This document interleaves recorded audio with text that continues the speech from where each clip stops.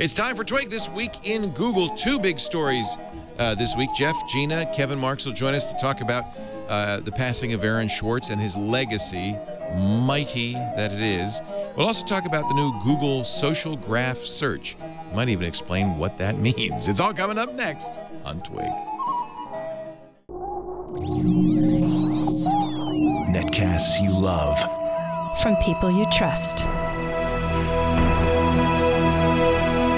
This is Twig. Bandwidth for This Week in Google is provided by Cachefly. CACHEFLY.com.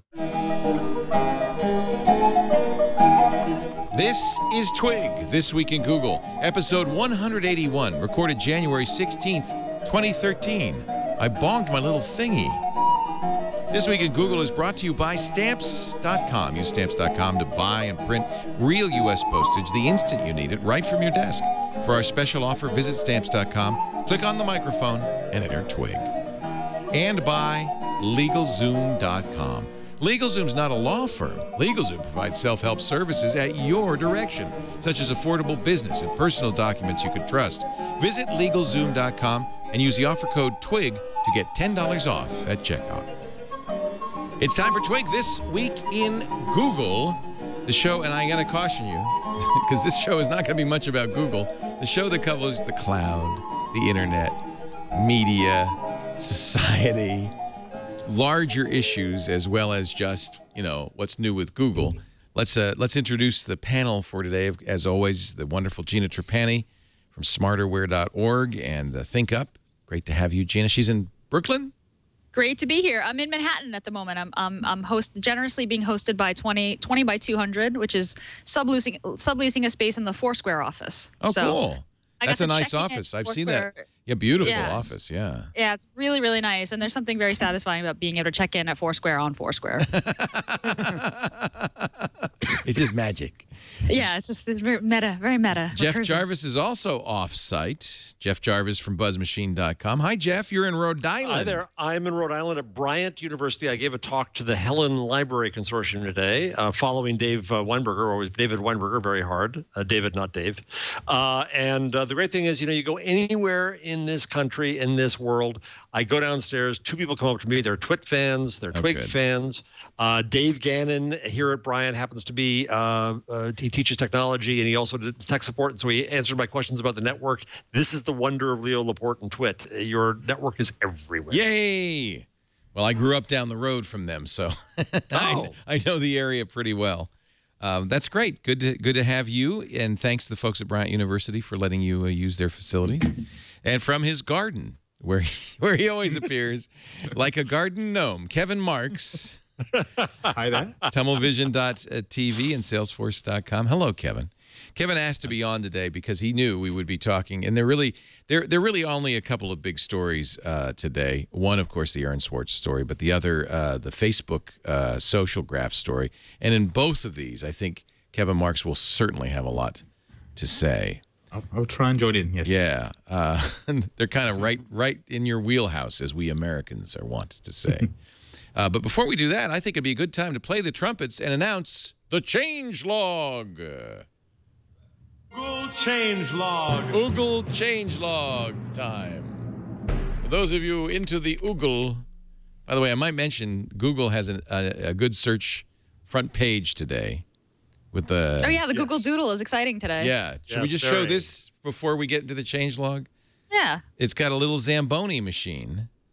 And if you press play, you get to play the Zamboni game or something. What am I doing? There it tells you. I love games where there's no text. Okay, got it. Yes. It's the IKEA of games. Yeah.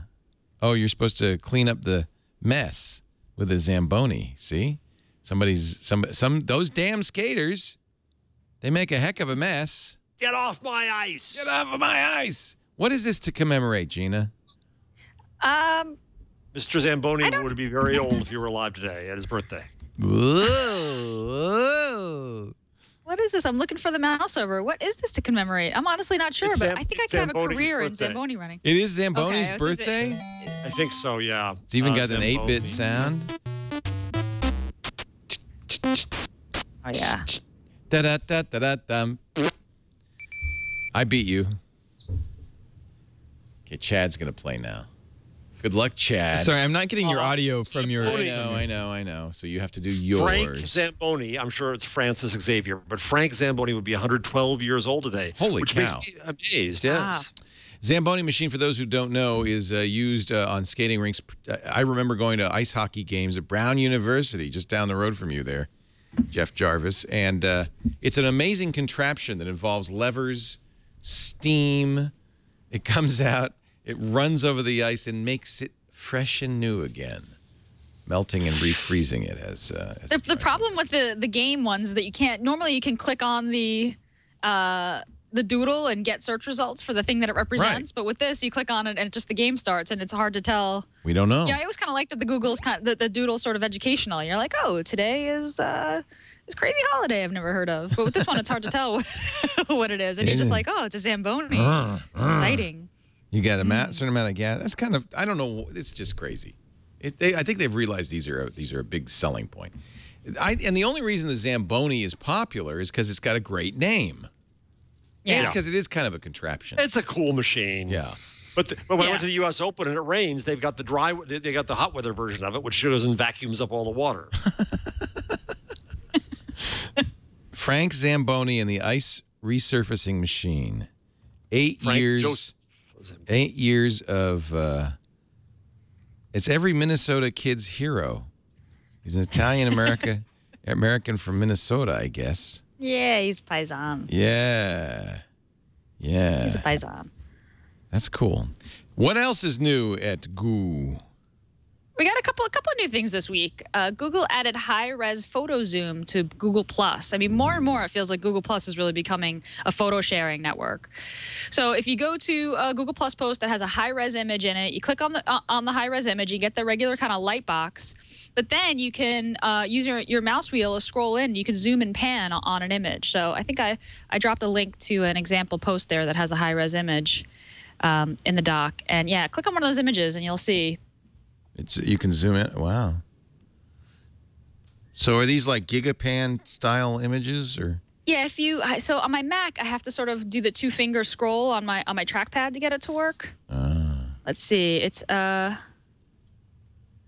you can click. Should I do it, Yeah. Chad? Yeah. All right. Sorry.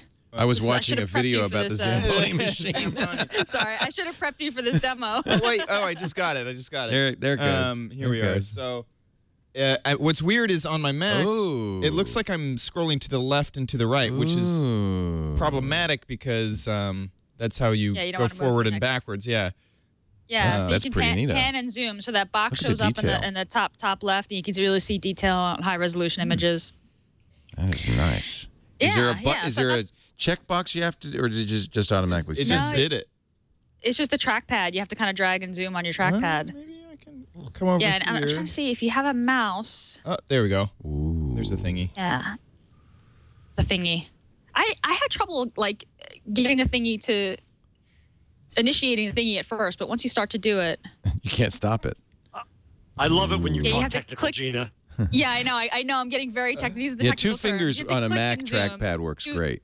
Right, Yeah. right. Or you could use your mouse scroll wheel. That's click, probably click, what and you're drag with your supposed to mouse. do. Yeah. Yeah, that's probably what you're supposed to do. Yeah. Yep. So what else? Oh, Chrome Beta for Android has Yay. been released. Love it. So this is actually difficult to find in the Play Store. If you search Chrome in the Play Store, it won't show up. But if you search for Chrome Beta for Android in Google itself, you'll get the Play Store link. It's just it's a few versions ahead. It's basically the equivalent of subscribing to the beta channel in Chrome on your desktop, which I do anyway. It's a little unstable, a few more bug fixes. You kind of get to test the new stuff before it comes out in the stable release Does sooner. it auto update? It does auto update. So we'll always be I- a few versions ahead. Yep. And I've actually switched to the Chrome Beta as my default browser on my Galaxy Nexus, and I haven't had any problems. I had one problem with ThinkUp, which is the site that I build. Now I have heard reports in all about Android community that it is crashing some devices, but the nice thing is you can have both the stable Chrome and the beta installed on your phone and switch between them. It's got the beta has this little kind of sash that says beta across the icon, so you can test it out if you want. And also on the desktop, there's a new stable release of Chrome. Not too many big new features, just mostly stability and performance improvements. And the Chrome 25 beta is also now available, and it's in the web-to-speech API, which is the thing that lets you talk to your browser and give it voice commands. That's now available. So that's kind of exciting. On It'd be cool Android to see what too, or developers just do on the desktop? No, this is on the desktop. This is Chrome 25 beta on the desktop. Okay. My other favorite Android app, although I have lots of favorite Android apps, but Google Now gets boarding passes. So this is really cool. If you've booked a flight and in your Gmail you have the confirmation number on a flight, and then you arrive at an airport, and I'm actually really excited to try this because I've got a JetBlue flight back to San Diego, and when I show up at JFK, in theory, if it's all working, Google Now is going to pop up a card that says, "Hey, here's your boarding pass," and gives me my barcode to scan at the gate.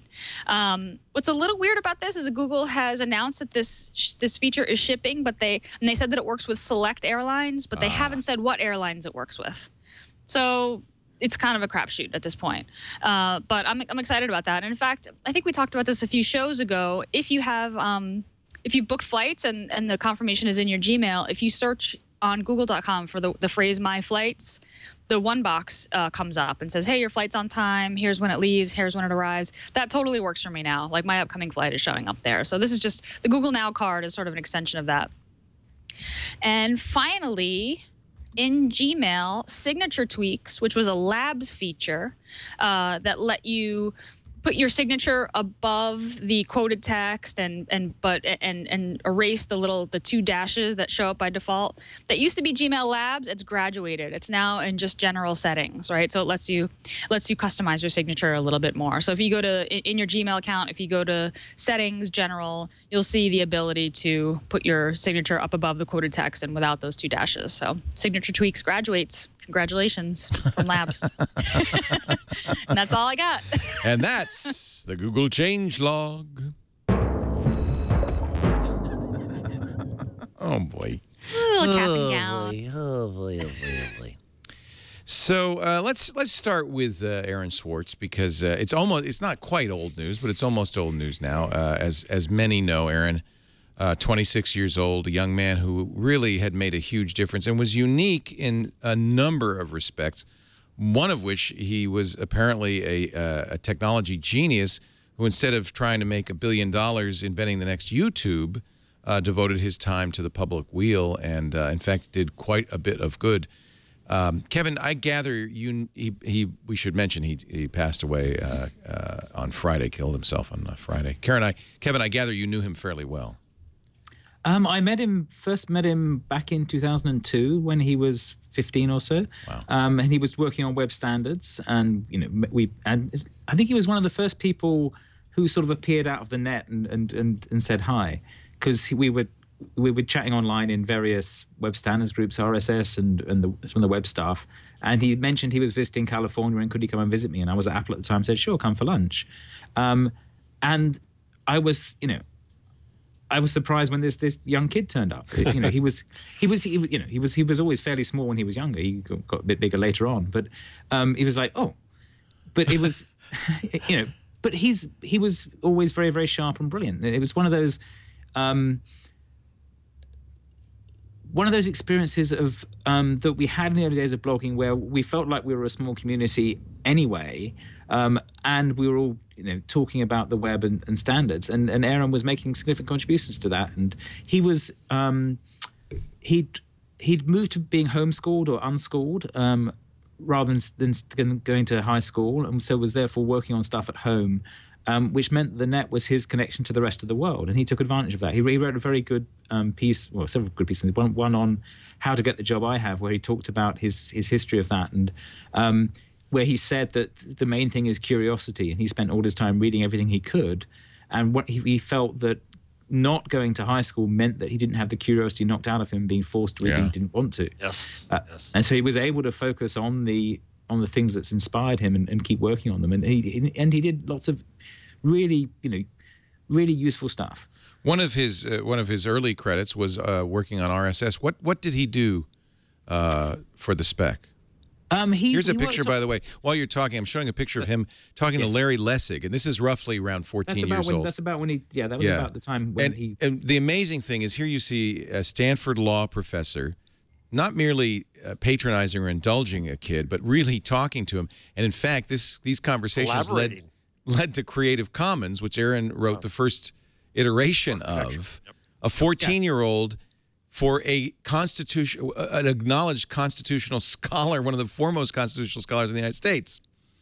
So he obviously must have had some obvious brilliance at that age. He was a genius. Yeah. He was a genius. He was a genius. Yeah. You knew him too, Gina? Did you? I did. I met him a couple times at food camp. I think I met him. I think I played werewolf with him, and now I've forgotten. Yeah. I mean, I had followed his work for so long that when I met him at food camp, I was actually at a table sitting next to him, and I was too starstruck to talk to engage, like to start a conversation. Like I kind of stared at him a little bit, and, and that was it. And now I really regret it. But anyway. Yeah, so, he would have never said that he's a genius. He had a humility about it. He said, "Oh well, it's really just curiosity." But the reality is he was a genius. So tell us about the RSS contribution. Well, he worked. I don't want to get into the history of RSS too much, but he was very much involved with the RDF worldview, which was Tim Berners-Lee model of the web, or the future of the web, which is all about connecting things with links. Everything's a sort of three-part verb. Three-part sentence, and the middle, so you've got a subject, a predicate, and an object, and each of those things are URLs, and it's sort of a very abstract way of specifying the web. And it's one of those things that in some ways is over abstracted. I think we've sort of realized that it's actually quite hard to express stuff in that form and keep it consistent, and things have changed. But it was around 2000 it was very exciting, and Aron leaped on this and helped build the iteration of RSS that was based on RDF, which was RSS 1.0. And then there was a whole bunch of back and forth and with Dave Weiner and others, and there was a non-RDF version of RSS. RSS 2 became the mainline one. And then Aron, as a prank almost, invented RSS 3, which was one without any XML in it at all and was just plain text. And so even when he was playing jokes like that, he actually wrote a very coherent spec that was actually useful and passable. If you look up RSS 3, you read it and you go, "Oh, yeah, that's almost JSON, really."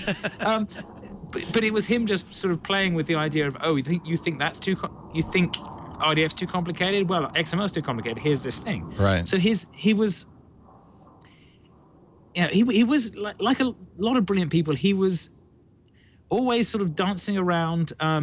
How do I explain this to you? But he wasn't nasty about it. I mean, he could probe at you and sort of show you up by being smart, but he didn't tend to be nasty about it. Here's a great picture of Aron with Doug Engelbart on the right, the man who invented the computer mouse, and on the left, Ted Nelson, who was one of the early proponents of hypertext.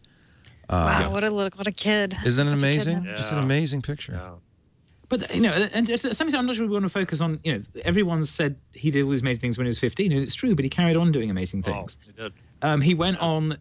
He went to Stanford for a year, and then dropped out because he decided he wasn't learning enough. He wasn't intellectual enough, and then he went in the very first Y Combinator class because Paul Graham rang him up and said, "I'm doing this thing. I think you'd enjoy it," and he built Infogami there, which was again a sort of publicly editable web thing, but then worked with the guys who'd founded Reddit and basically helped them port it from Lisp to Python so it would actually scale on the web, and then worked with them for the first two years or so of Reddit until they got bought out by Condé Nast.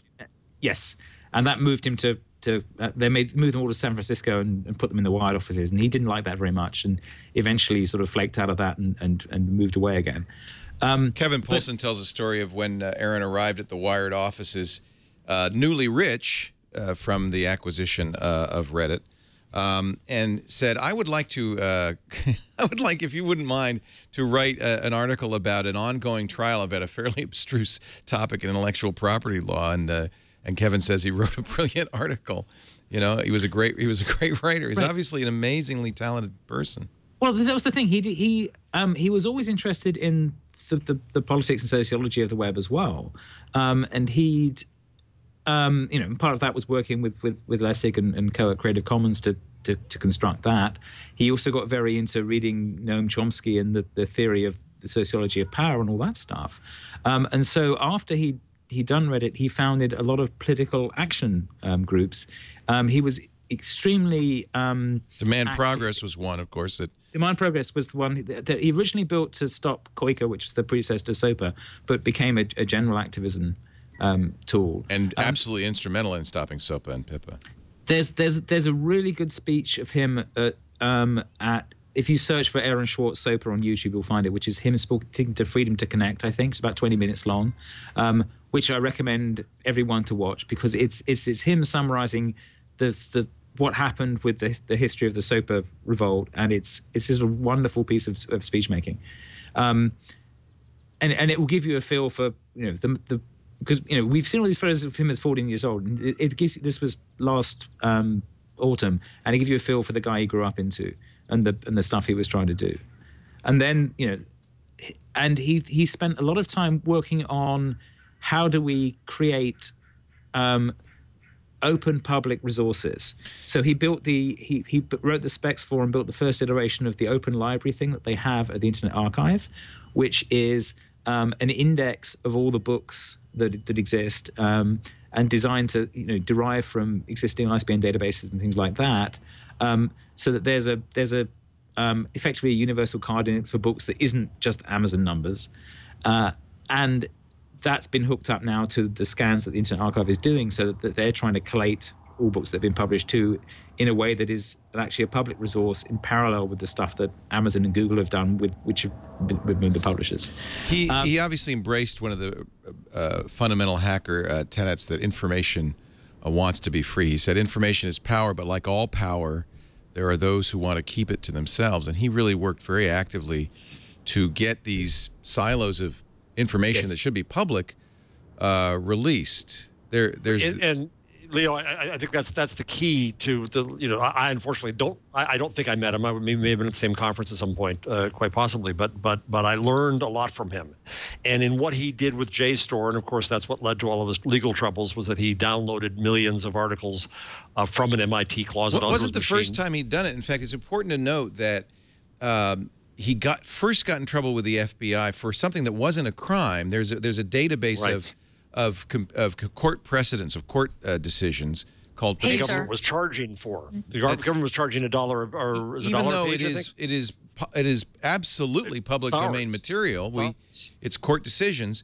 He used, I said, much of the money that he made from Reddit to buy Pacer documents and put them into an open database called Recap, which is not illegal. But the FBI still, harassed him and went after him. It's said that really was the beginning of this antipathy between him and the feds. So then he downloaded the stuff from JSTOR, which is academic articles, and I won't recount that whole thing, but that led to a harassment of prosecution, the fear of a huge amount of time in jail, the loss of all the money he had, all this uncertainty, and I think he's being portrayed sometimes as if that was a protest or an act of civil disobedience, but I think it was an example. I think it was a lesson, and what he taught me, just to your point that you just made, Leo, is that it's not that information wants to be free. Is kind of a lesson that I learned from him in this. It's the way I put it in a post this week is the question is, does knowledge want to be content? So the content wants to be free is the argument people like me get accused of saying, well, you just want to make it all free. Well, no, but I do want knowledge to be free. I want knowledge to be freed up. And I gave this talk here today at this librarian conference, and I put up a picture of Free Willy, and he freed the whale. Well, what Aron was really doing was freeing the whale of knowledge from the tank of JSTOR, and we're stuck in our old models of thinking that you can own content and thus own the knowledge that comes into it. And that's what he was about. When information wants to be free, when knowledge wants to be freed up, that's what we should all be about, and that's what he was really about. And it really changed a lot of my view about the basic architecture of media, and that was from his actions.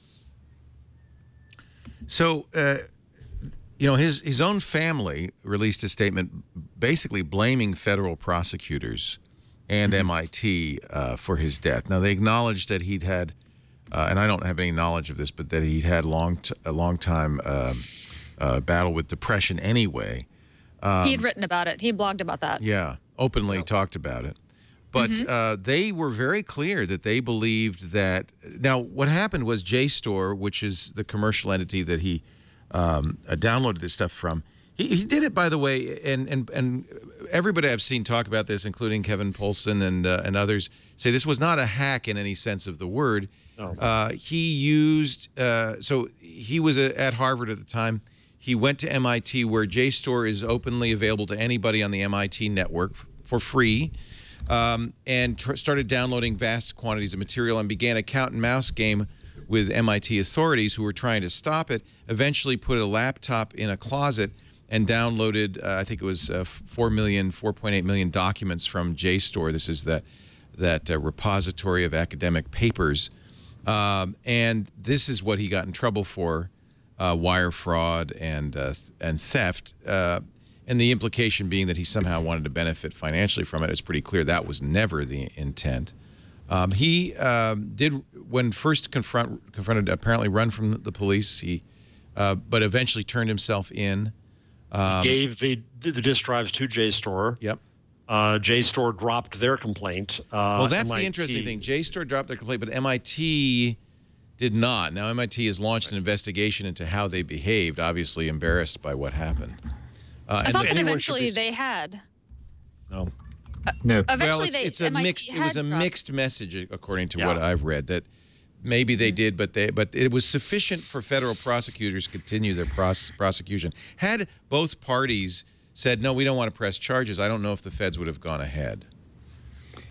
It would have been harder for them, but the problem is they'd already got the investigation going, and there's some.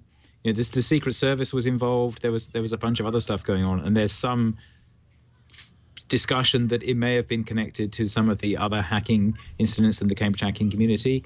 So, you know, WikiLeaks and connections with Occupy and those things, and trying to use him as pressure on others and that kind of thing. It's not clear, and the problem is that it was very hard for anyone to talk about this, because if you do talk about it, you then get subpoenaed to testify against him. And so I you know, when he was first arraigned, I talked to some of people more his closer friends, and they said, yes, I'm being called before the jury, and I don't want to talk to you about it so you don't get dragged in too. So there was this prosecutorial intimidation thing going on that made it very hard for people to discuss it, and it was very hard for him to sort of talk about it in public and try and get people to raise money for his defense, because that was also seen as you know, sub judice in effect. So there was an enormous amount of pressure on him from that angle as well. You know, this is sometimes called a terms of service prosecution. He was violating terms of service, and it being charged with a charge that eventually could have cost him 35 years in jail and several $1 million in fines. The story went that the feds offered him a plea bargain down to he'd have to plead guilty and 6 months in jail, which he turned down because, I think rightly so, he felt that no jail time was appropriate. And also, he'd have to plead guilty to 13 felonies. They weren't. He'd be a felon for the rest of his life. And God knows what else they would require about his connection to the internet. Look what the feds have done in other cases. Mitnick and Company, where they keep you off the internet, which would have death to him.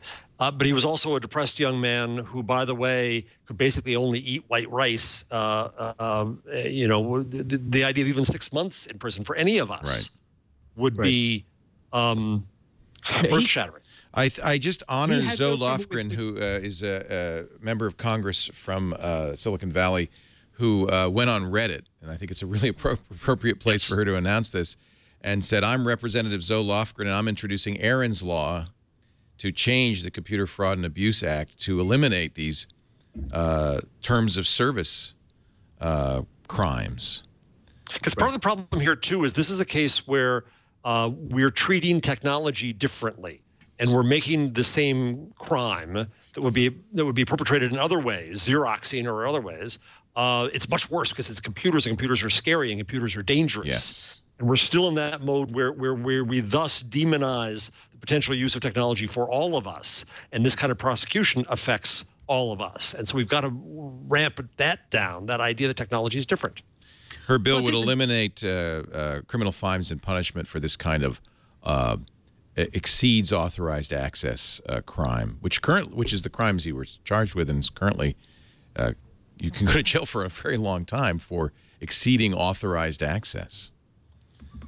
Well, this is the CFAA was written a long time ago. It was written when computers were huge, expensive boxes that required people to maintain them and attend them. They were very hard to connect together, and they were, they were fortified in effect. And now we carry 3 of them around in our pockets every day, and this law has not been amended since.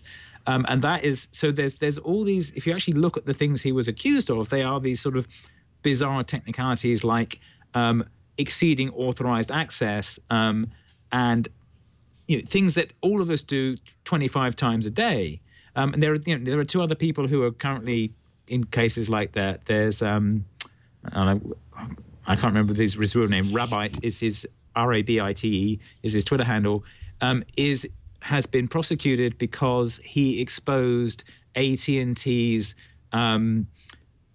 insecure records of people with iPhones, which he did by incrementing the ID number for each user, as you do when you do with a database. Wasn't so hard, was it? So he has been prosecuted for adding 1 to a number. Andrew Arnheimer. Andrew Arnheimer, that's it. And there's, there are other cases like this. And in fact, this is, we know about this one primarily because Aron committed suicide, and we can now talk about it. But this same technique is used all the time in computer cases. To intimidate, and sometimes they're doing this because there is actual fraud going on and theft, and the Boston prosecutor's office has caught some people who are hacking into credit card machines and things like that, point of sale systems, and so they're used to that worldview. They're used to we have these criminals and we have to treat them as criminals, and used to expanding the law that way. And in some ways, I think Aron was like the. In Bonfire of the Vanities, they have the great white defendant. They finally caught someone who isn't poor, and they want to show that the law is even, so they want to prosecute him too. I think there was some of that going on, as well as this. I think there's a piece. There's a little bit in the. I'll see if I can find the clip for you in Aron's speech to Freedom to Connect, where he talks about talking to a congressman and the anger that he has. I'll find that clip and dig it out for you and put it in the chat. Hang on. Oh, no, it's all. We're all in agreement. It's a great tragedy for him and his family and partner, but also a great loss for our community. God, yeah. And the behavior of MIT probably, and certainly of the federal prosecutors, is shameful. Looking back at his work, at his blog, and at his talks, he talked about depression. He talked about depression. He gave a lot of talks. He also, in 2002, posted his will. He he believed very strongly that you should live in public and you should share information. In fact, part of his will, it's kind of a jokey page. It's like, hey, if I get hit by a bus, this is what I need you to do. And he actually asked that he named someone as his, person to execute his wishes. And one of his wishes is that his entire hard drive is published online after his death. He was a very strong believer in sharing information and living in public, and even just reading back through his blog posts from when he was a young kid going through sort of awkward phases of growing up and crushes and all sorts of things, and his sort of musings on what it's like to walk into a room and have everyone stare at you because you're 15, being judged from your looks versus being online. It's fascinating. And he, as far as I know, he didn't leave a note, but he left lots of notes. He left this trail of work behind him, and I think that the fact that this happened on the anniversary of his arrest, that says a lot. It says a lot. As much of a note as you need. Yeah. It's just it's so tragic, so hard. And Terrible. What's interesting is how much it rocked the internet community. A lot of people who didn't know him were just as affected by those who did. It was really a shocker. And so sad. There are a number of tributes to him in the Internet Archives. They're putting together an archive of Aron SW memorabilia. There's a tribute to him on Twitter, hashtag PDF tribute, where academics are publishing illegally their academic articles. I've liberated. Illegally.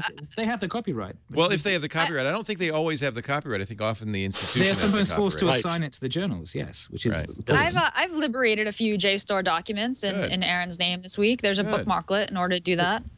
Yeah, the Internet Yeah. Archive did that. That was that's Yeah. that's definitely a tool of the week. So there are lots of ways to So I put honor him.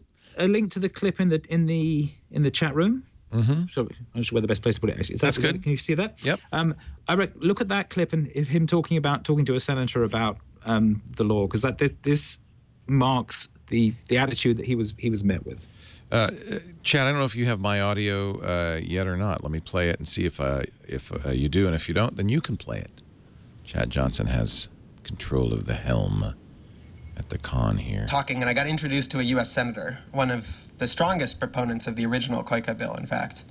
And I asked him why, despite being such a progressive, despite giving a speech in favor of civil liberties, why he was supporting a bill that would censor the internet. And you know, that typical politician smile he had suddenly faded from his face, and his eyes started burning this fiery red. And he started shouting at me. He said, "Those people on the internet, they think they can get away with anything. They think they can just put anything up there, and there's nothing we can do to stop them. They put up everything.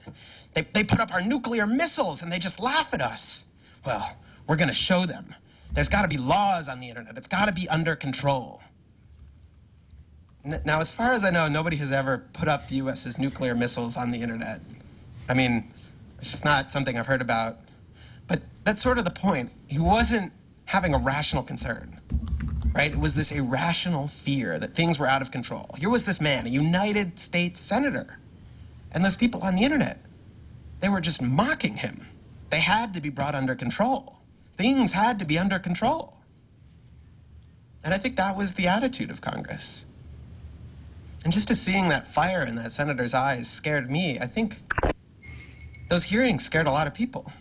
They saw this wasn't the attitude of a thoughtful government trying to resolve trade-offs in order to best represent its citizens. This was more like the attitude of a tyrant. And so the citizens fought back. The wheels came off the bus pretty quickly after that hearing.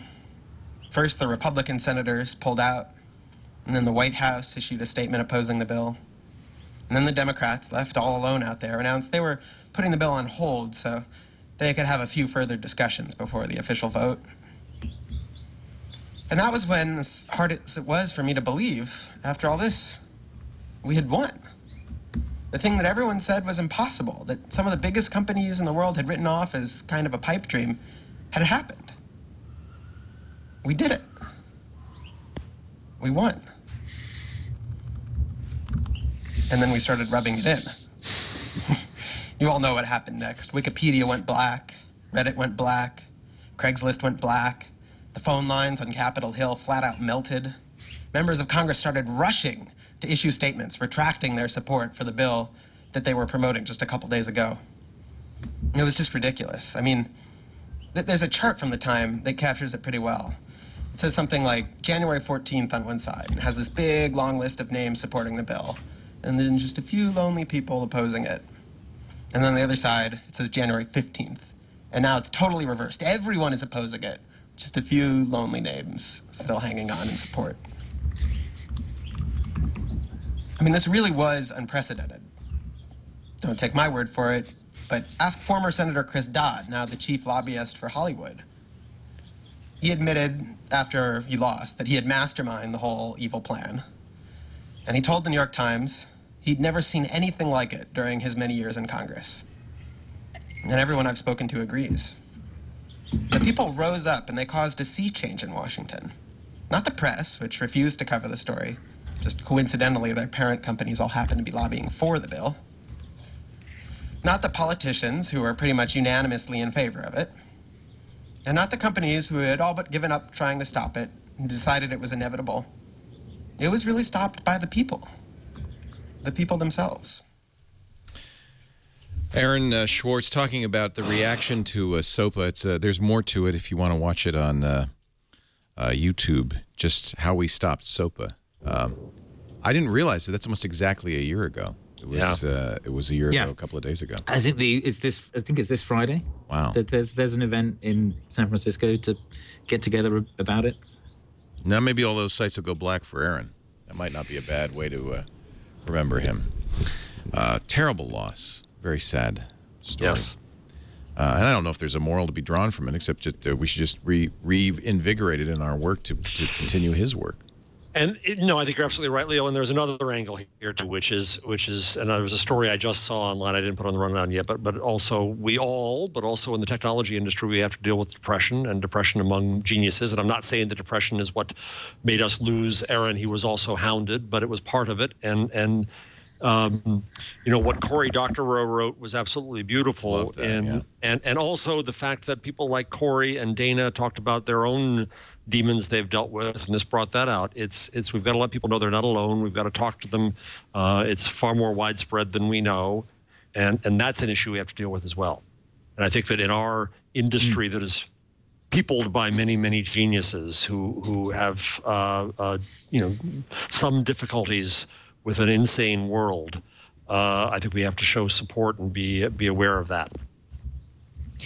Danny O'Brien is one of Aron's friends. Went on this. He was on the airplane actually back from Aron's funeral, and he just had this just amazing spree on Twitter. It was very funny. He's a Mala, M-A-L-A on Twitter, but he kind of ended this long rant saying that we all need to continue Aron's work and that we have to look at all his public writings and all the things that he taught us and carry on his good work. But there was this one tweet where he said, everyone needs to make copies of everything. Civilization does not back up itself. I love that. And I was like, that is right, spot on. yeah, I really love that. Right. No, I think I've just put the link to Danny's tweets in the chat as well. The other thing about depression and why it's particularly hard for people who are very logical is that a lot of what depression does is takes away your feeling that you can overcome things, your feeling that you are special and the world is not to destroy you. In some ways, it makes you hyper-rational and takes away the piece of you that says, oh, that can't be that bad. It's like, in the Hitchhiker's Guide, there's Douglas Adams has this thing called the total perspective vortex, and you go into it and it shows you how insignificant you are compared to the rest of the universe.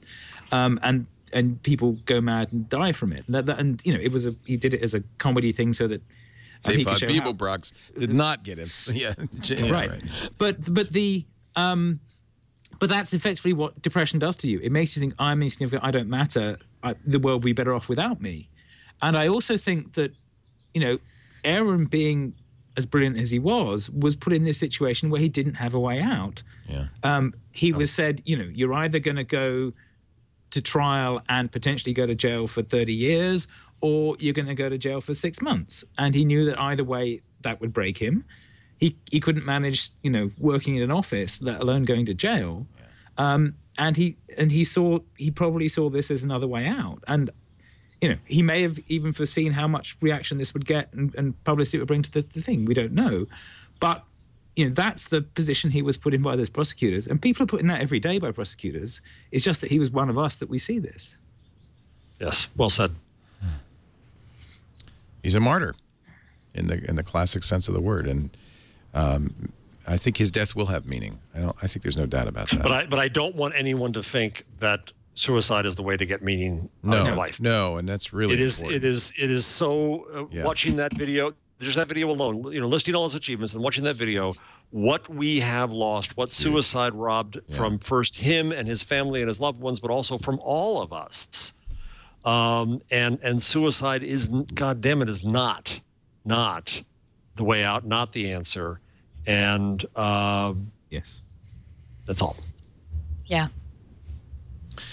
We're going to take a break. When we come back, I do want to talk about the new Facebook search, because I don't know whether it's good, bad, and different. And there is some Google news. We'll find it. Mr. Schmidt goes to Pyongyang. There's a Google connection to that Facebook story, which we'll talk about. Yes. In fact, this is probably what Google's long feared. Should it fear it? That's the question. All of that's still to come. You're watching This Week in Google. Kevin Marks, I'm really glad you're here. Thank you for volunteering to come and talk. We appreciate it. From tunnelvision.tv, Jeff Jarvis, professor of journalism at City University of New York, and He blogs at buzzmachine.com. Of course, Gina Trapani from smarterware.org. And thank you for devoting that time to Aron. You know, it's not the first. We did it on Twit. We've done it on a number of shows, and I'm glad. I feel bad because on Triangulation right after this, we're interviewing Alex Ohanian, the founder of Reddit. Yeah. But he asked not to talk about Aron, and I'm not sure for what reasons, but we won't be able to really spend a lot of time with him talking about that. It may be just too painful. Yeah. He may not want to. Alexis may not want to cry on the air. How do you go to a commercial now? I should play some happy music and take your mind off all this. Our show today brought to you by Stamps.com. If you do any mailing at all, this is a great solution for you. You don't have to go down to the post office anymore. You don't have to buy a postage meter and stock it with overpriced ink, special ink. You use your regular ink on your printer and your computer with Stamps.com. It's a pro tip for anybody who does a lot of mailing. In your business, do you send out mailers, invoices, bills? Are you a seller online at Amazon, eBay, Etsy, PayPal? Do you use PayPal? You're going to love Stamps.com. If you use those sites, by the way, it will take the information for your buyer and put it on the mailing label, put your return address, and then print the right postage. Stamps.com is an amazing deal, too. Let me tell you, you get discounts you can't get at the post office, up to 21% on express mail, 15% on priority mail. It'll automatically email your recipient with a tracking number. It's just like professional shipping at your desk. You don't even have to get up to mail the package. No matter what size, the post office will come and get it for free. Stamps.com. Now, here's our special offer. You probably saw it on the front page there, $80 value and all that. No, we got better than that. Click the microphone in the upper right-hand corner at Stamps.com. Enter our offer code TWIG. There you go, TWIG. And that $80 value turns into a $110 bonus value, including $55 in free postage. That beautiful aluminum digital scale, that's worth $50. You just pay shipping and handling, about $5. To make up for that, a $5 supply kit, and you still get the 4-week trial free of Stamps.com. Take advantage of this right now. Stamps.com, offer codes TWIG. Cancel anytime that scale's yours to keep. Stamps.com. Back we go to This Week in Google. We talked a little bit about Eric Schmidt going to North Korea. Just strange. He says, hey, I was fighting for the open web.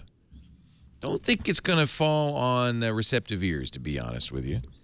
Governor Richardson, former governor of New Mexico, who went with Eric Schmidt to North Korea, says Schmidt was a rock star in North Korea.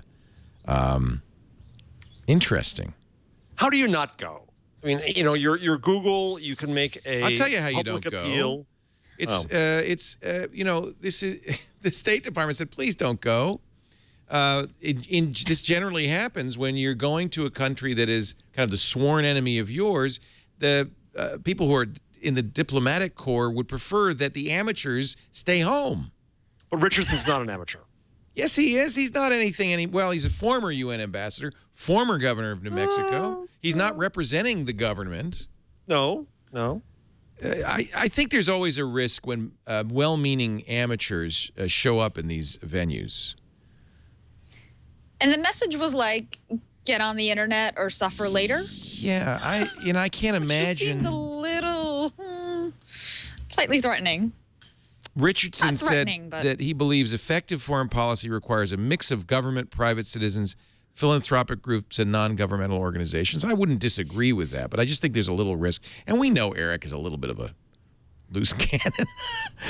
It makes me nervous. I think that any opportunity you have to put pressure on a recalcitrant, backwards, not open technology-fearing country. I don't know. Okay. All right. I mean, I'm all for. You know, look, it's government of the people, by the people, for the people. Yeah. I mean, any citizen can go anywhere as long as it's understood he doesn't represent any official point of view. If he had gone, making all buddy, I love you. Well, that's the risk. It's the Jane Fonda in a tank. Being used. photo Right. op, right? Right. But if you go and you say, I'm going to use this opportunity to pressure them to try to open up this connection to the world for these people. Okay.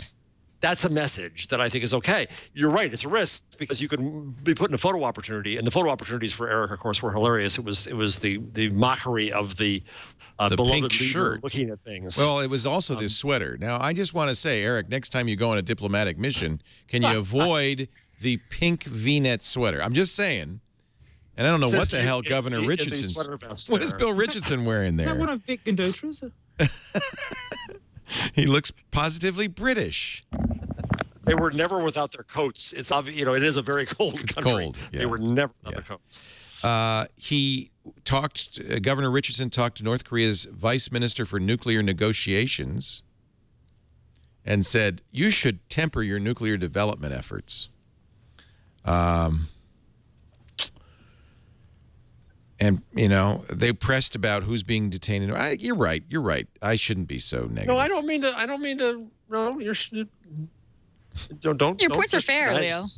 Yeah, they are. I had the same struggle. Is this right or wrong? Yeah. I just ended up at a different spot. But no, your it's not like Richard Branson went there. I mean, it's at least somebody who's got some dignitas. It's not. I mean, it's Carrot Top going to North Korea to try to cheer him up. I mean, he's fighting for the open web and all of that. And meanwhile, the Google Earth put the North Korean Gulag prison system on their maps. So, That was convenient. Yeah. That was kind of like a little response. I don't know if he showed them. Have you seen this? All right. Moving on. Let's talk about. I guess we should talk about. We only have about half an hour more, so we might as well. Let's get this. Let's get this over with. Facebook. Graph search. Graph search. First of all, bad name. No one in the real world has any idea what a social graph is. I only recently figured it out. Exactly, I agree. But when I said that today, just as a branding thing, geeks went after me. Look it up. And I said, no. It's like branding point. Yeah. It's Zuckerberg's favorite word. He's always talking about the social graph. What did Google call it? Search plus you or something, right? Search plus your world. That makes sense to people. It was this weird acronym, Spy World. Yes. It's not very felicitous, but at least it's words people understand. I don't know why they just don't say social search or just social search. Social search. No, I got the brand. Nosy search. Nosy search. So that's the okay. So there's different attitudes towards this. If you're a privacy advocate, now Facebook is very clear saying, look, you're not going to be able to find anything you couldn't find otherwise. It's all the privacy controls you've already established continue to apply. Your friends will see what they can see. The public will see what they can see, but we're not going to breach that barrier. Nevertheless, I think because you can now search for stuff.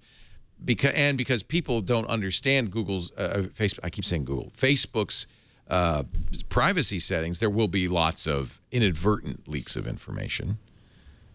Certainly now's the time to start searching for that pictures of the ex-girlfriend. Here's the thing I don't, and maybe it's just I don't use Facebook enough. I don't, as a verb, like stuff, right? I don't either. I don't. And so I don't know how many of my friends do. Maybe it's just I'm an old fart.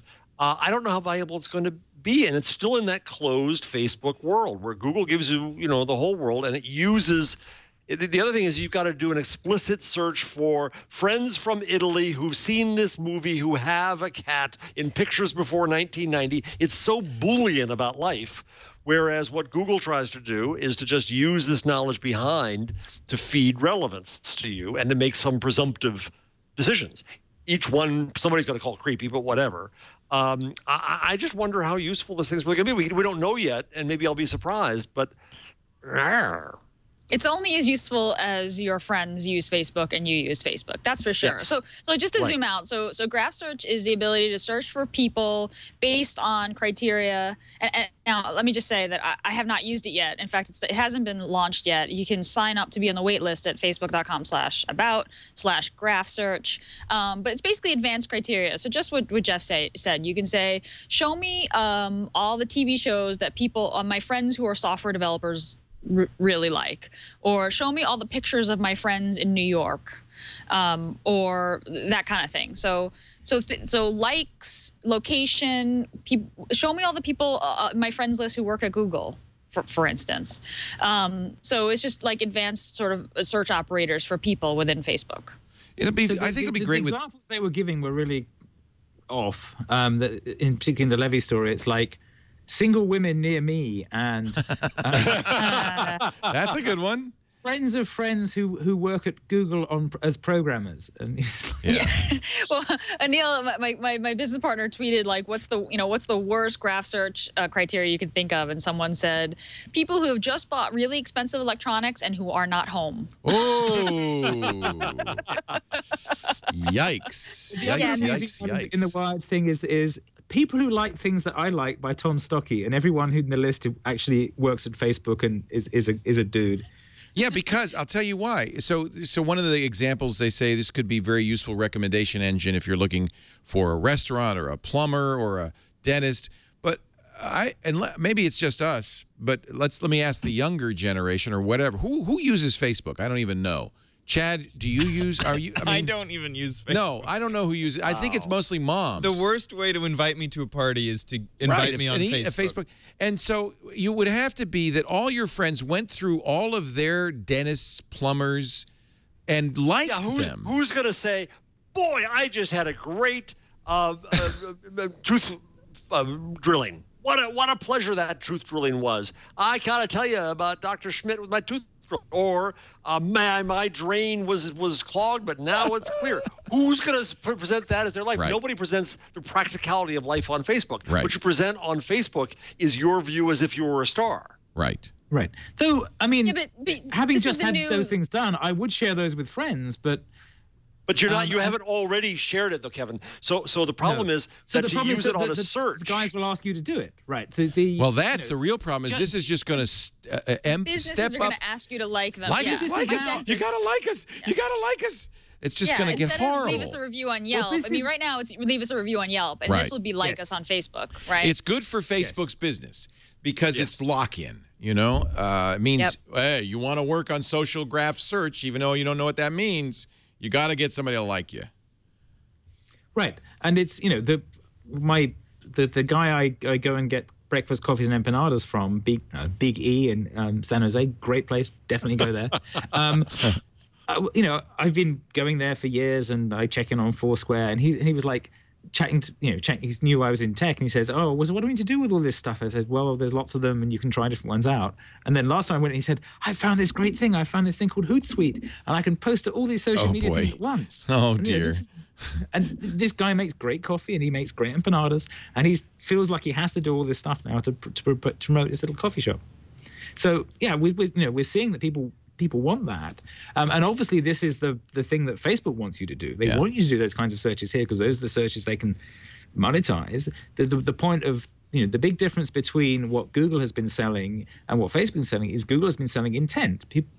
Most of the ads that Google sells are on, I'm looking for X. I want a new TV screen. I need a plumber. I need, whatever. And I don't think that's going to be useful. This is going to be useful for that. And Facebook obviously wants that because what they've been selling is, we can sell you demographics. We can sell you people over 45 in San Jose who have a hot tub or whatever, assuming that you said you had a hot tub. And so they need that data to get richer, and they need you to actually mark more things off so that this stuff becomes useful.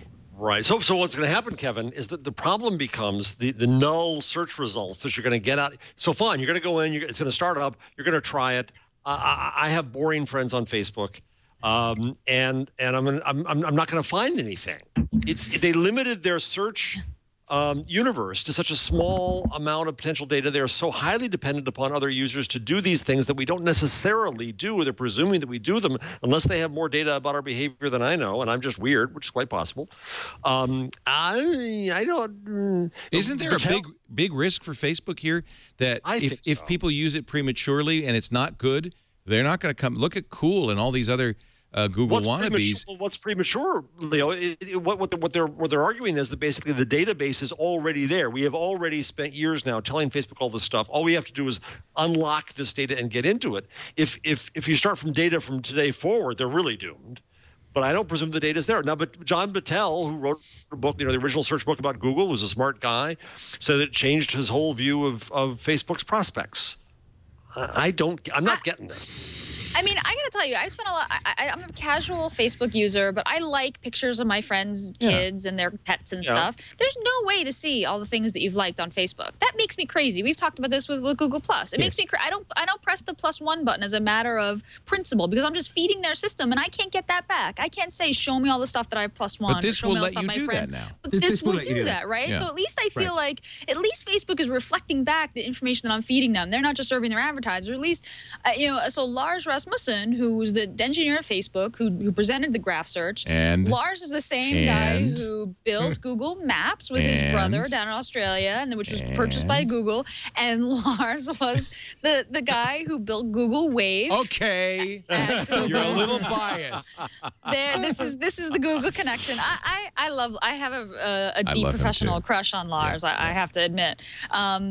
He basically said that your favorite search in Facebook, the Facebook graph search, is going to be show me all the photos that I've liked. And you can save these searches like pages. I mean, I got to tell you, my favorite view on Flickr are Flickr photos that I favorited over the years because they're all adorable pictures of my friends' kids and their pets and that kind of thing, stuff I want to remember, warm memories.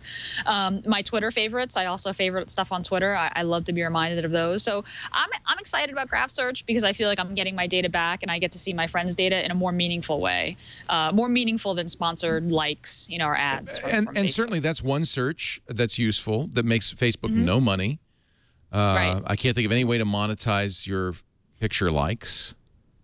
No, show me all the songs that my friends have listened to in the past month on Spotify. That you can monetize. Like make me a playlist of the top songs all my friends have listened to on Spotify in the last 3 months. Now I'm liking that. I mean, they've got so much data there. And I got to tell you, I have a great dentist. I love my dentist. She's amazing. I haven't liked her on Facebook, but she does this thing, and this is kind of ironic, but she sends cookies to anyone who refers a patient, right? So if I like her on Facebook and one of my friends sees that I liked her and goes to her and says, like, I got referred to you by Gina, like, I get lots of cookies. So Dr. Miyashiro is in San Diego. Sugar in them, and then and then she gets more business. It works. There's xylitol cookies. Well. I get cookies. She gets more business. Gravel in there so they break your tooth. Say her name again. I want you to get some cookies.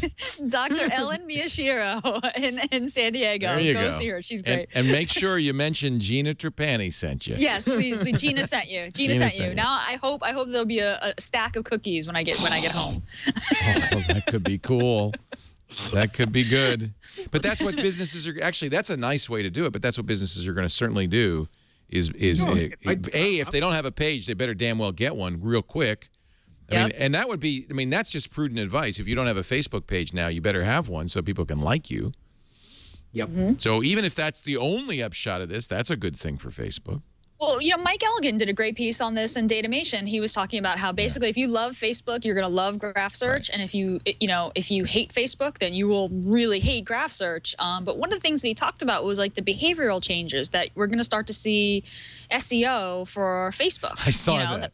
Oh my God! Just like everything, because they want to show up in all the search results. People who would never have a Facebook page before are going to have a Facebook page now because the tool will affect behavior. So look, Facebook wants more people to participate in Facebook and more people to engage with especially with liking. But at the same time, I hate the idea of an SEO community springing up. I mean, when Google's PageRank, was kind of in its heyday, everybody was worried about how to optimize, SEO their websites, and people are going to start thinking about this with their Facebook profiles. Oh yeah, you just gave me a horrible flash. So now Reputation.com is going to tell you to optimize your life. He even used that. He even used the phrase reputation management. Mike Elgin did in his article. This is Goodhart's law, isn't it? Is that as soon as you measure anything, it becomes useless. And Google has done this to links on the web, and they've done it to words on the web now. And Facebook is about to do this to their own graph, and not realize suddenly it's the thing that people are optimizing for, and then it gets damaged, and it's a problem. Yeah. So there's a couple of things about this that I do like. One thing I do like is the find people near X, because that's something I need, because it's like, okay, I'm doing an event. I want to invite people who have a chance of getting to it, and that's impossible at the moment. I did this just before Christmas. I was trying to set up a microformats dinner in San Francisco on short notice, and I thought, right, I'll invite people in Facebook and G+, who are nearby, and we see who turns up. And on Facebook, I went through by hand and was like, they're into, I think they're, and did that, and few people saw it. And on Google Plus, I thought, oh, Google is smart about this. They'll only show this to people who are nearby. I use Google Now. It knows where I am, and so I just added my geeks group to it or something, and it got it looked like I was inviting them all to dinner. It looked like I invited 200 people to dinner, half of whom were in New York or the UK. And there wasn't any way of saying, no, actually only make this a radius of 100 miles or so. So that piece is good. I like that idea, and that is directly useful. The nearby thing, that's good. But I am worried that this is going to cause a whole bunch of sort of second order effects that people don't like. The other thing that strikes me about this is that the way likes are going. My youngest son, I was sitting with him. He was on Facebook, and I was doing something or other. How old is he? He's 16. Okay. And he was like, it's the daily delete all your likes thing, because he's the good ads for were him. popping He up. has learned his lesson well. No, because the ads pop up with things you like. Right. And he's like, yeah, I liked that 2 years ago. I don't want ads about it. Right. And he's like deleting all the old likes and getting rid of the ones because they're just spamming him now. Yeah, that's tough for fickle people. Yeah. I was just looking at my About page today, and stuff that I liked is like, oh, it's true. It's like, that's so 3 years ago. Like I but that's funny that she actively maintains his likes list. I once complimented my grandmother's carrot cake to her when I was 3 years old. So for the rest of my life, I loved nothing but carrot cake. And it's this treacly sweet stuff that I had to eat every time I saw my grandmother. You said you liked it. Oh.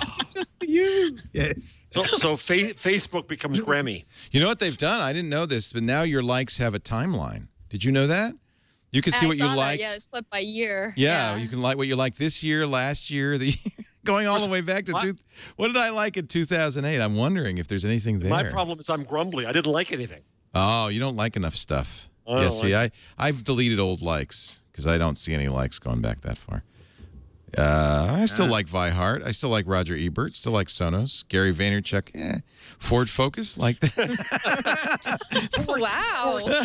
Gary. Wow, poor Gary. I like myself. Can you like yourself? Yes, you can.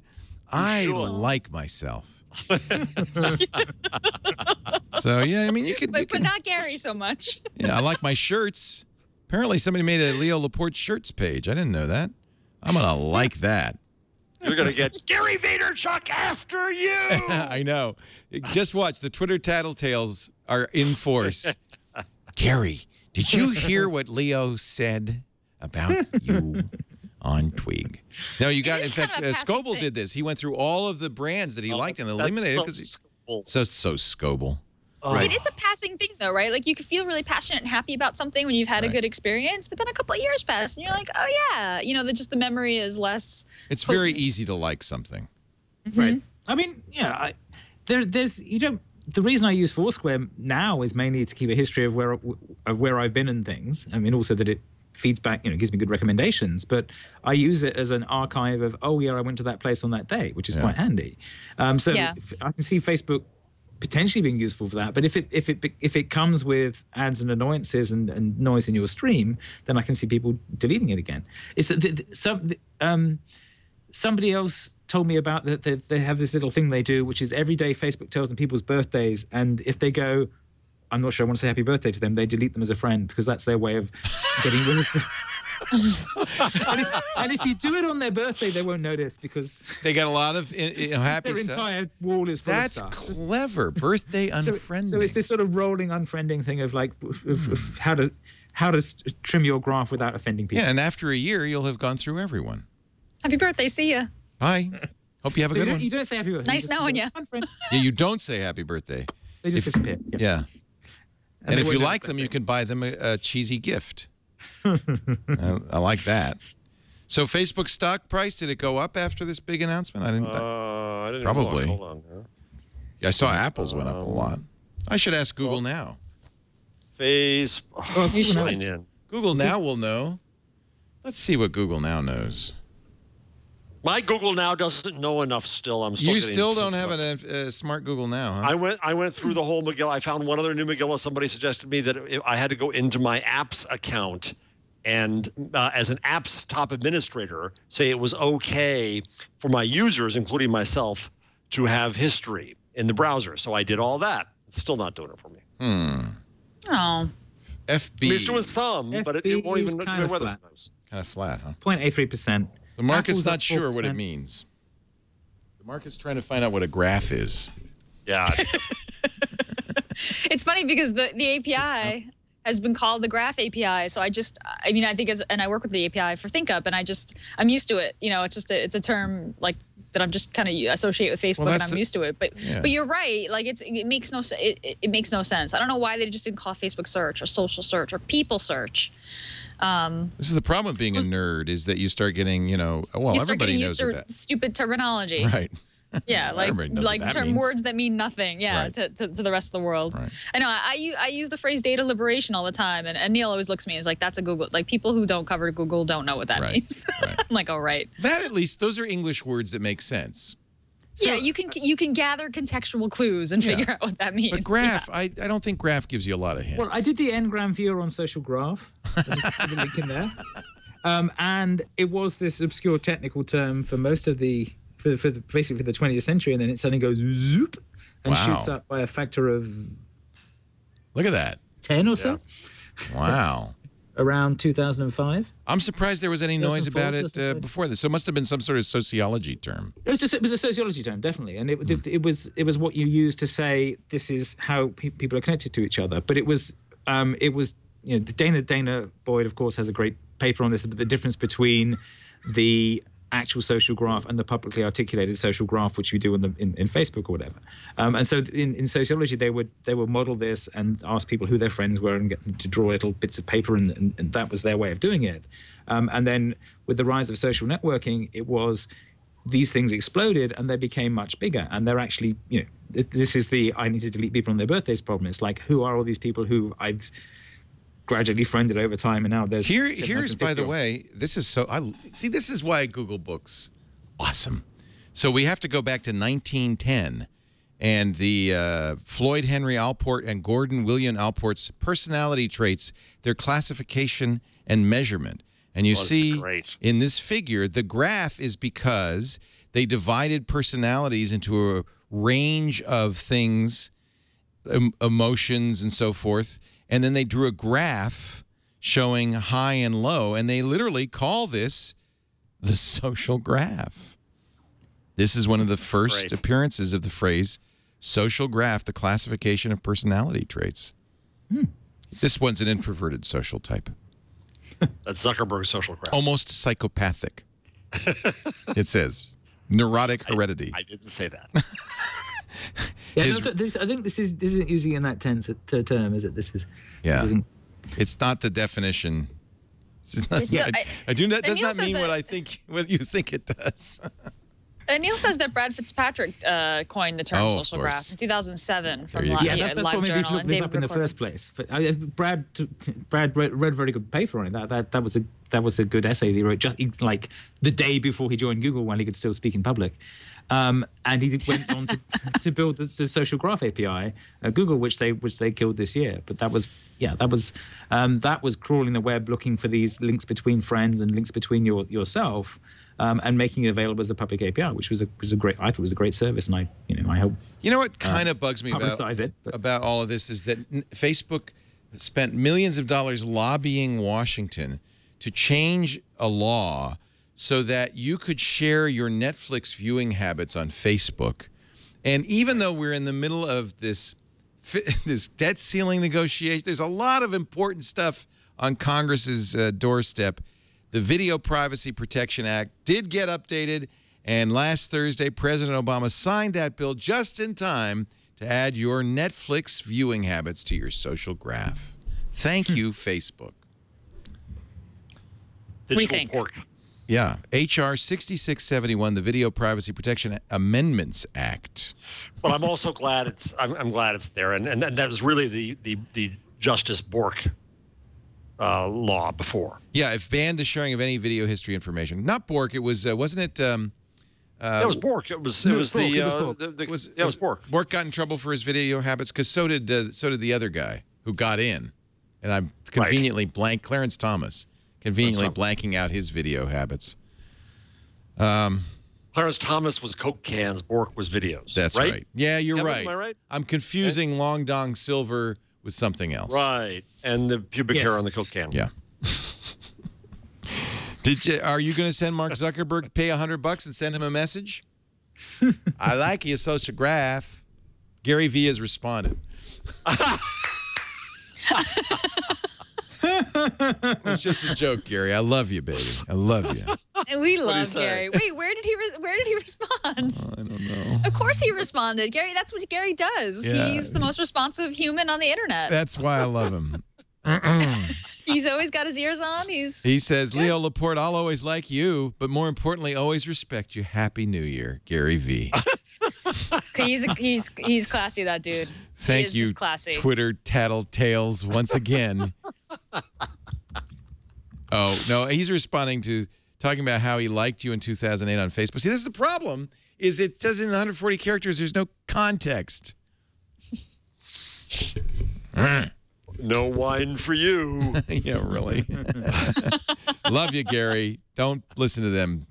So Facebook, apparently, remember they said for $1, we can make sure that your message gets in your friend's inbox, not the other folder. And then apparently some people are getting the message for $100. If you're not a friend, if you didn't friend Mark Zuckerberg, and he has quite a few friends, then you might get a message that says, you aren't connected to Mark on Facebook. Your message would normally get filtered to the other folder. Would you like to send it to him for $100? Send to inbox for $100. So Facebook is monetizing email. Yes. Well, you could say, if somebody's willing to spend $1, then they're probably not a spammer.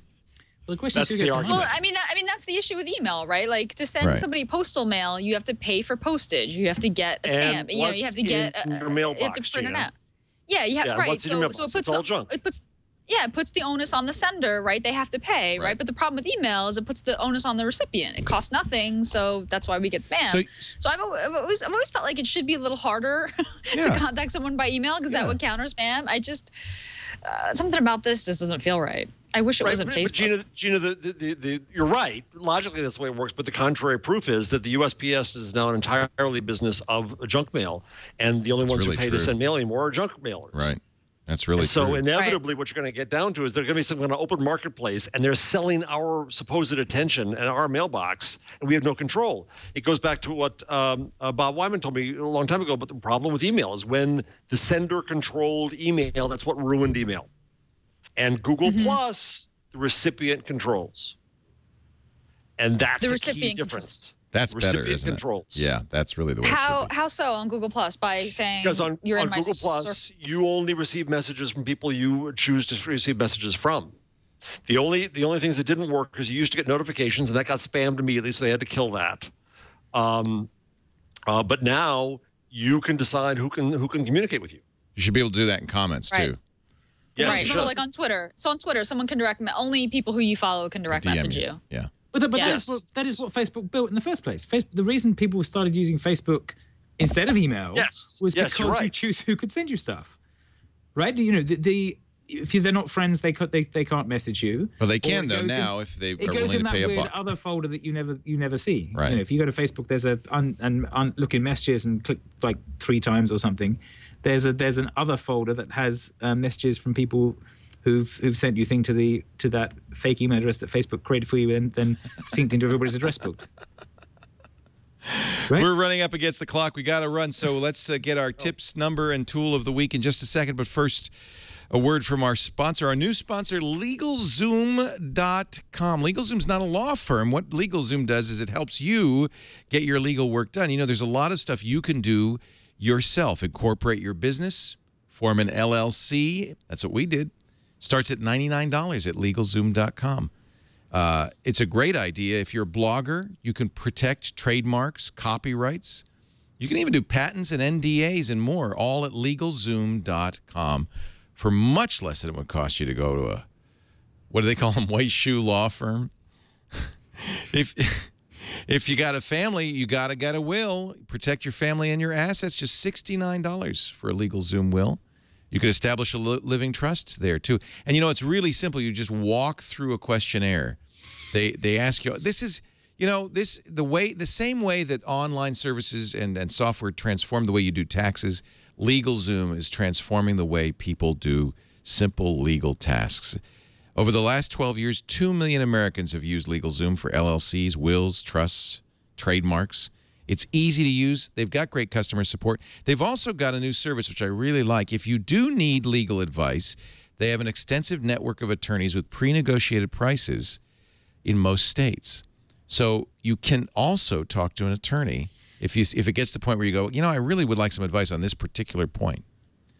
Start your business, protect your family today, LegalZoom.com. They're not a law firm. You can get self-help services at your specific direction or even speak to a legal plan attorney and get your questions answered and get ongoing advice at a fraction of the cost of a fancy law firm. To receive a special thank you for using LegalZoom through Twit, we want you to mention you heard it on Twit. We're going to give you an extra $10 off at checkout. Just make sure you use our offer code, TWIG.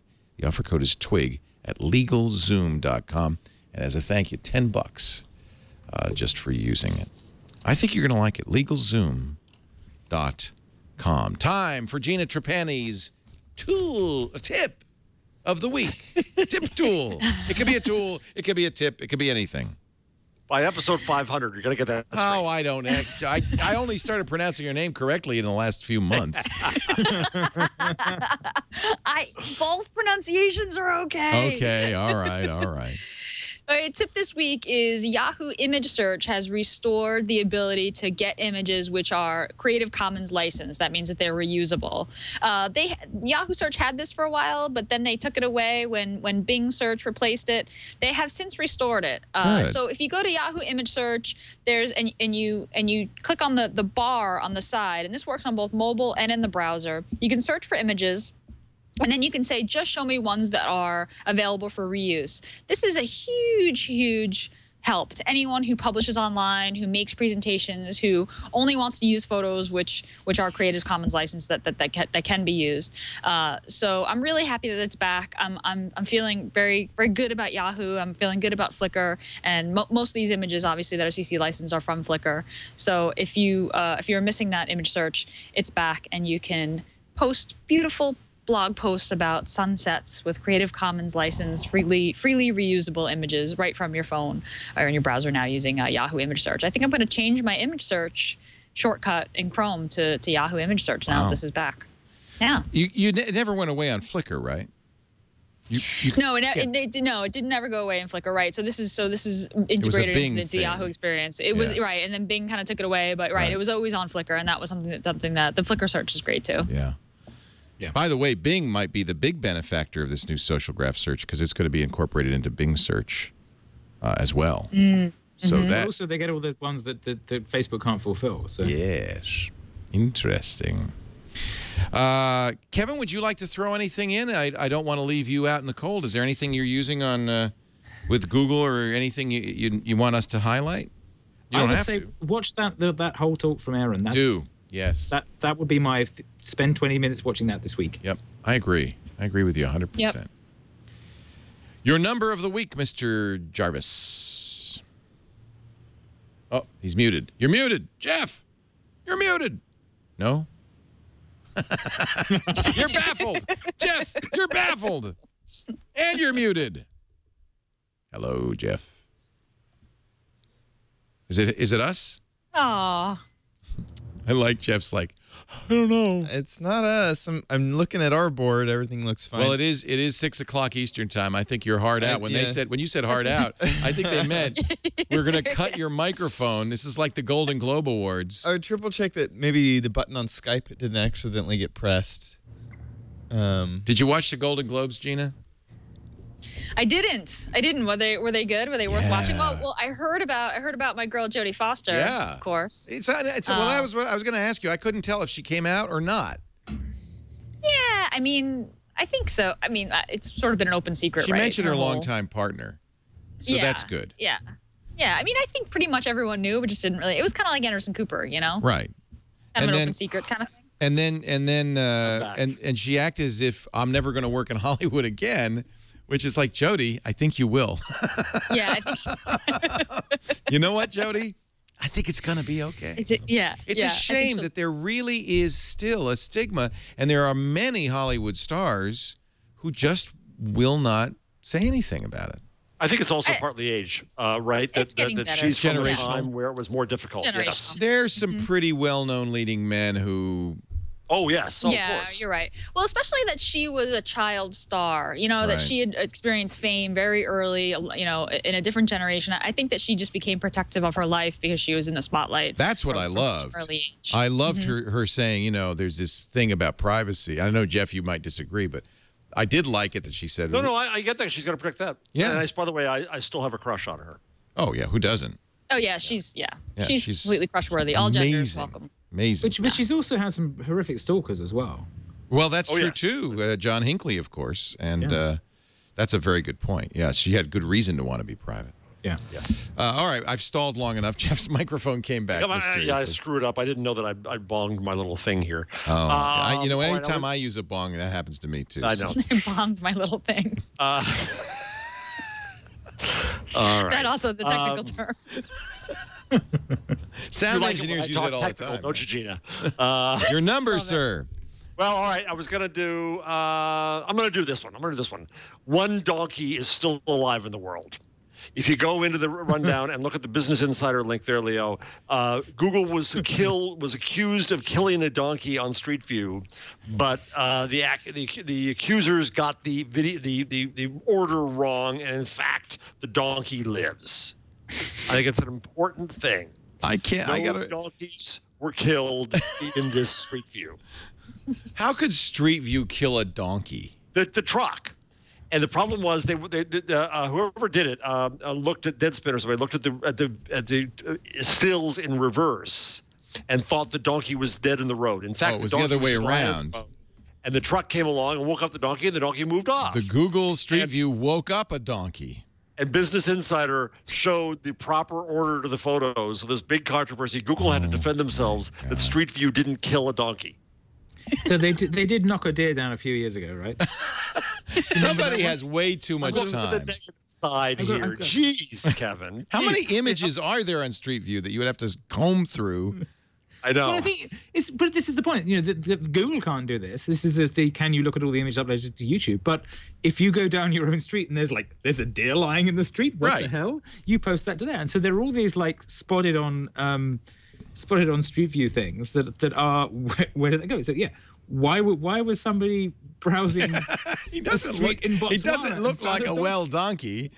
He was rubbing his back. He was rolling in the dust. And then there he is. There he is. He's got gets out the way of the car.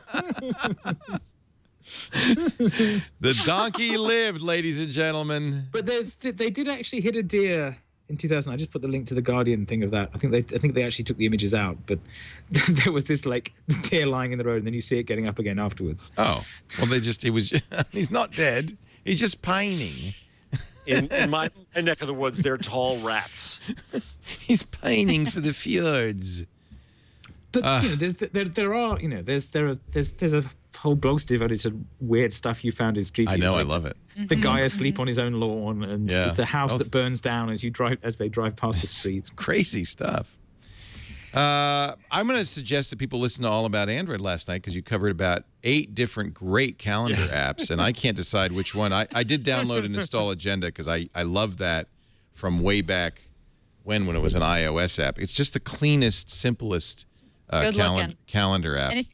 And if you swipe from left to right, it goes from it goes from the year. Now swipe again. Yeah, so that's awesome? the year view.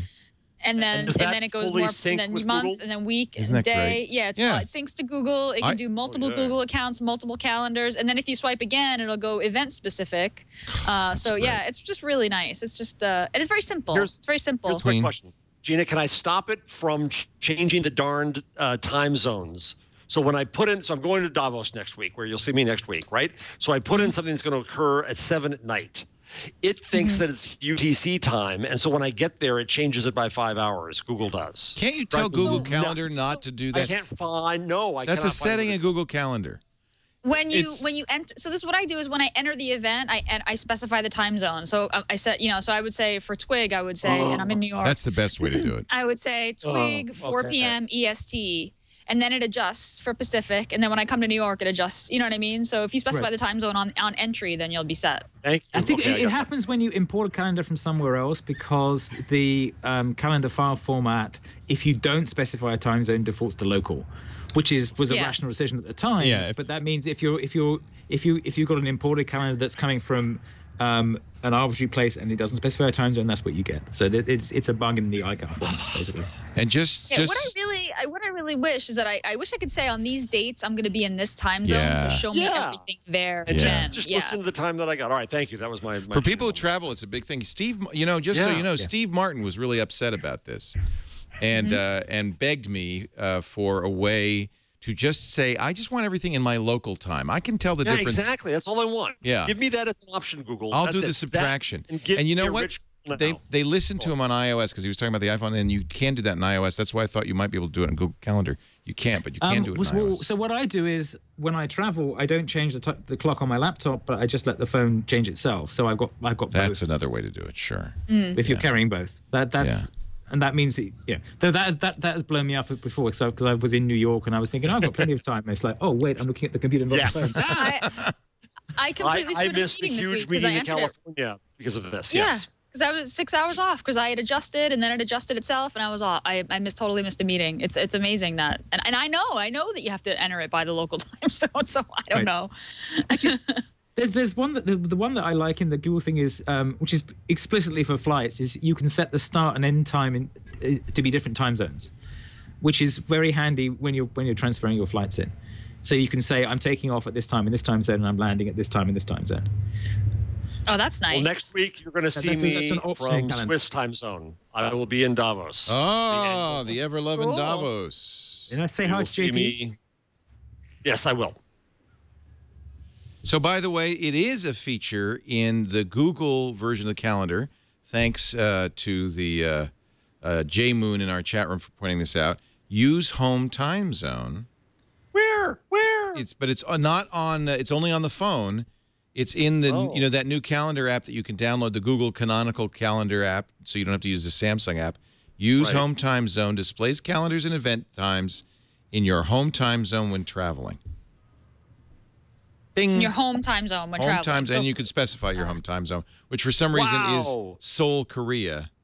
Oh yeah, I should fix that probably. It thinks my home time zone is GMT. Yeah. Well, no, it's defaulting to where this phone was made, I guess.